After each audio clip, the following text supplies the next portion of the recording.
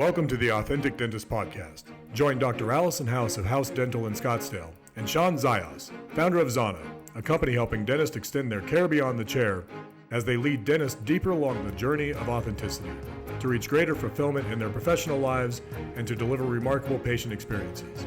At the core of the Authentic Dentist is a belief that the answer to the current challenges in dentistry is dentists discovering that their greatest asset and point of differentiation is their personal brand, and that forming that brand out of their authentic selves is the best strategy for success in dentistry today.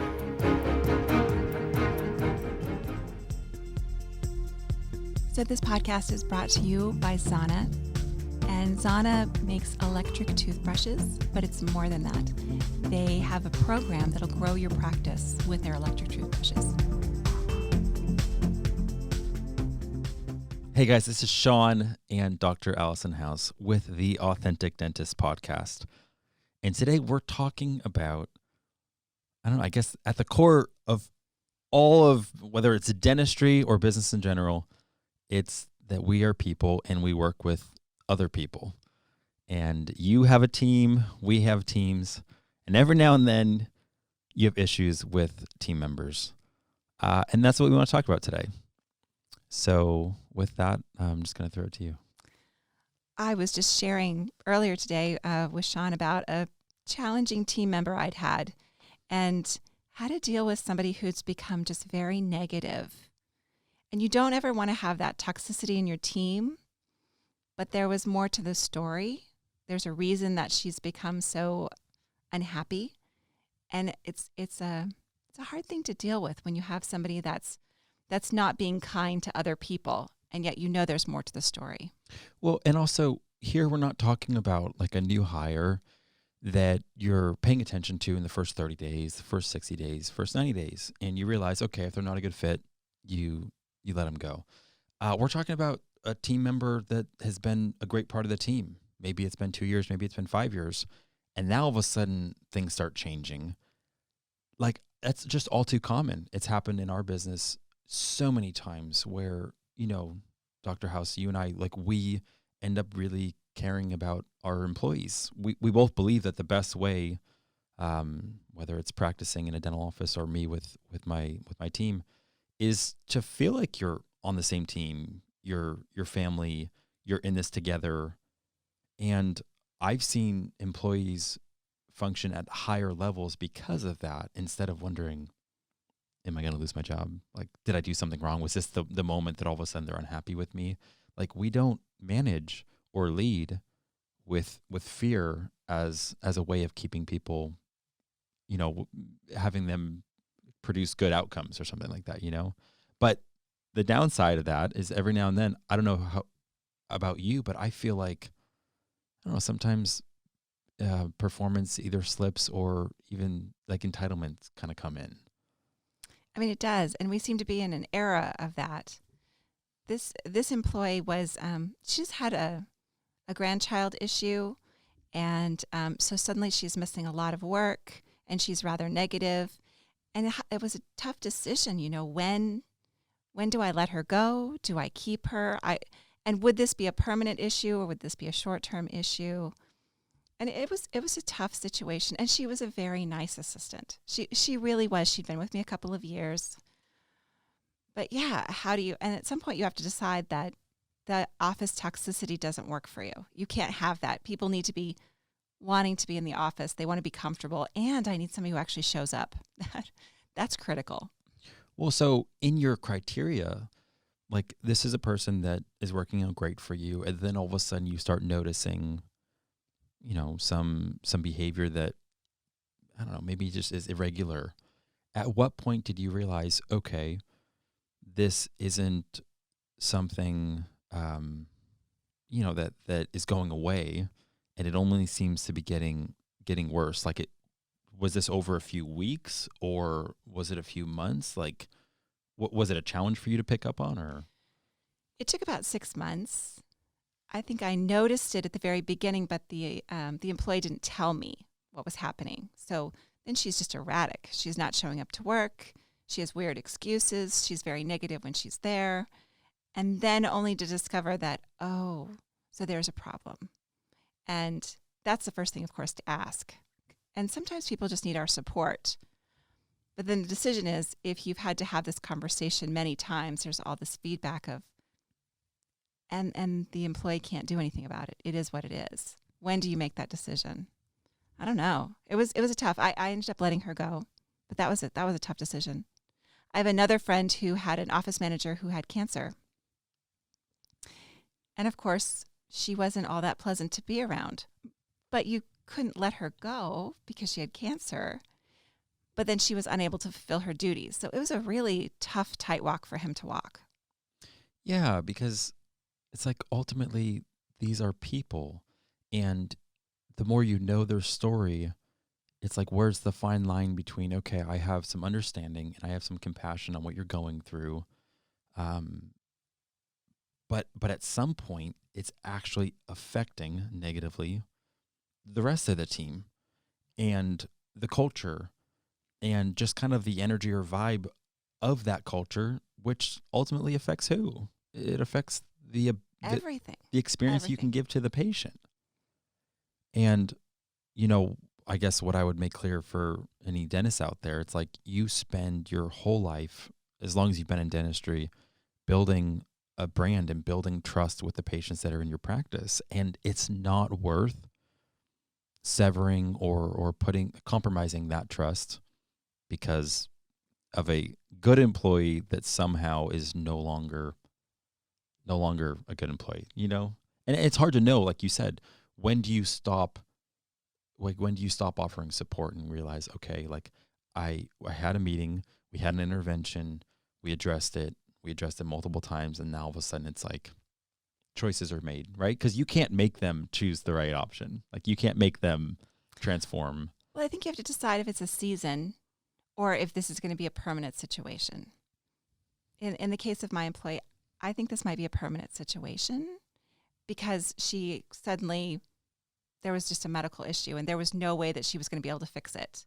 So this was going to affect her for years and years to come. Whereas a cancer diagnosis is unpleasant, but it was something she would have to walk through. And then at the end, she would be able to come back and be her full. She didn't actually, she died. But most of the time, it's something you can just walk through and come back and be your employee again. And so that's a decision you have to make. Is this person somebody that you can invest in and keep, or is honestly, are they better off finding a job with more flexibility or finding a job that fits their hours better? My hours aren't always right for somebody who has a new baby. Do you ever feel like, I don't know, the pressure of I'm responsible for them, or I'm the one that needs to take care of them, or like not you, but your business, right? Because ultimately your business is maybe part of their livelihood. Like you don't know if they're married or if they're solo, and sometimes knowing more can make it more difficult. I don't know if have you ever struggled with that in the last 20 years of practicing? I absolutely feel responsible and that I'm important to their livelihood. But I also know that there's lots of jobs out there and sometimes I'm not the right fit. And that's okay. I understand that. And that there is a season where somebody's with you and you have a great time and you work well together. And sometimes that season needs to end because they need to do something different or you need to do something different. So I do appreciate that. But it is this hard balance because I care so deeply about these people. I do. They're my people. So firing someone is so difficult. And so my dad and I naturally were very conflict averse. So it's almost like we would rather avoid conflict and keep the peace. But the peace doesn't become a real peace after time because everyone knows you're just not confronting what needs to be confronted. And then all of a sudden it's like there's this disrespect. But my mom, oh my gosh, she could make someone happy that they just got fired. Like they almost like would thank her, like, oh my gosh, you love me so much and care so much about me and my future that you're letting me go, move on to what I actually really need in my life. Like somehow she had this way of getting them excited. And I remember I was having an issue with an employee. And finally I was like, you know what, like I can't rely on them. And if I can't rely on them, which means everyone else on the team can't rely on them, Like they're the weak link, and they're really just hurting us. So I was like, okay, Dad, I think it's a good time. We just need to let this person go. He's like, okay, I'll be there in 2 hours. Well, I couldn't wait 2 hours. It just wasn't good. So I did it. It was my first firing. I did it by myself, and I just kept trying to remind myself, it's not the best thing for the company for this person to continue, and it's not the best thing for this person to believe that they can continue to not be the best version of themselves and almost get away with it. It's like they weren't showing up when they said they were going to, incredibly irresponsible with just showing up. Not even like when they were there. It's just like, I needed you there for a meeting and you showed up an hour and a half late, and it's always some excuse, but at some point, you're not dependable, and you can be dependable. And I'm just enabling you to keep being a worse version of yourself if I don't do something about this, Sometimes I have to think of it like almost like a marriage or a relationship. If you're dating somebody, it begins and it ends. Even if you're married, it begins and it ends. There's a season. But at some point, you don't want to put up with somebody's behavior. Okay, you have to explain the marriage thing. So if you're in a marriage, you're going to go through some seasons that are not always great. That's I was like, just the way it is. are we trying to tell Mark something here? No. But you can go through a season that's not always great. But if you can see there's a silver lining at the end, then it makes sense to continue. But if, the person has started gambling and they've lost all your money, well, it doesn't really matter how much you're committed to this person. It's terrible for you. You can't remain in that relationship. And it is the same in any relationship, a friendship, an employee. I mean, it's a relationship, and you're both supposed to bring something to the table. That doesn't mean that when something goes bad that you just abandon people. That's not true, and you shouldn't. But you also need to recognize what is the end. Is this never going to get better? If it's never going to get better, then maybe this isn't the right person for this position in your life. And the only exception, of course, was probably your parents. Yeah, well, because you're stuck with them, right? You're stuck with them. Maybe your children, although, your children could be so bad that you could be done with them.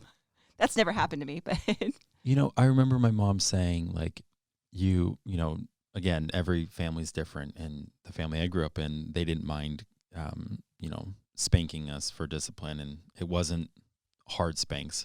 So you can disagree with me on this, but her whole thing was you never would even discipline a child if it was just an honest mistake. It was only when it was clear rebellion, when it was clear, they chose not to obey, listen, honor, whatever. It wasn't it was all about intent. And it's even here, it's both of us believe in a culture where you really extend grace, and that's what you lead with. And mistakes happen and are going to happen, and that's just part of growing. But there's a difference between when something becomes toxic. It's no longer just in this, it's an accident. Oh, it's a mistake. It's part of the learning process. Now it's repeated. Now it's almost and I'm not saying it's flagrant, but in some of these instances, it might be where it's a lot more willful, where it's okay, you know what we're asking. You know the outcome of where we're really trying to go and that behavior that we're really trying to see consistently. And there's just not alignment there. So at some point it's that's where it's there needs to be some sort of discipline, or you just worked yourself off of our team, because we can't have that. So yeah, that's kind of where I just almost see the difference between, we're not talking about immaturity here. We're not talking about little issues. We're talking about something that's repeated, something that's elevated to that this really is becoming an issue. But the discipline thing is exactly true. If you have an employee that has no idea that they're doing something wrong and then you fire them, that is a terrible way to manage.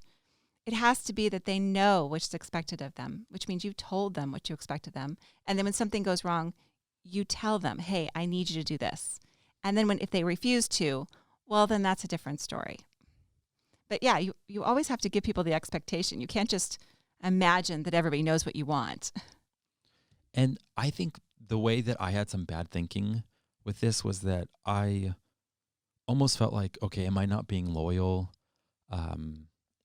Or am I not being faithful on my end if I get rid of this person? Instead of thinking, is it worth sacrificing and hurting every other employee that's doing their job great, that is showing up to work, that is showing up with a great attitude, and now all of a sudden I'm just going to tolerate someone that is not meeting those standards and it's pulling everybody down?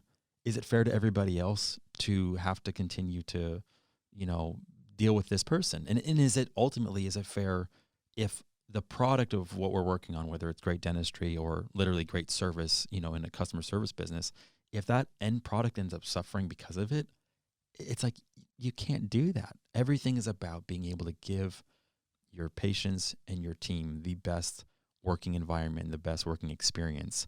And if someone's going to detract from that, they got to go. That's why being a boss, it's tough. Everybody says they want to do this, but it sucks. It's a lot of thinking. What do you do? Who do you invest in? What makes sense? Dentistry's hard. Business is hard.